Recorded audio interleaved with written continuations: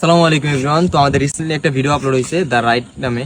তো আমাদের এই শর্ট ফিল্মটা ঈদের আগে আপলোড করার কথা ছিল, কিন্তু ঈদের আগে আপলোড করতে পারি নাই। আর ঈদের জন্য একটা স্টোরি লিখছিলাম অনেক বড় করে। সবাই বলতেছেন যে এত ছোট ভিডিও কেন ঈদে দেওয়া হয়েছে, আর ঈদে আরো ভালো কিছু দেওয়া উচিত ছিল।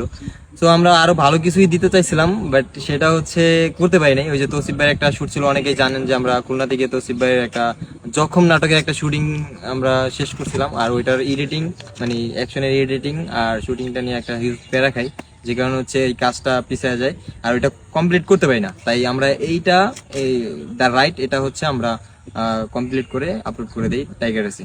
তো যারা যারা এখনো ভিডিওটা দেখেন নাই, সবাই গিয়ে এখন এই ভিডিওটা দেখে আসবেন। আর আমরা নতুন ওই যে স্টোরিটা ছিল ঈদের আগে করার কথা ছিল যেটা, ওইটা আমরা কোরবানিতে আপলোড করবো ইনশাল্লাহ। তো ওইটা নিয়ে এখন কাজ করতেছি, সবাই দেখবেন, পাশে থাকবেন এই প্রত্যাশাই সবার কাছে। তো সবাই ভালো থাকেন, আল্লাহ হাফেজ।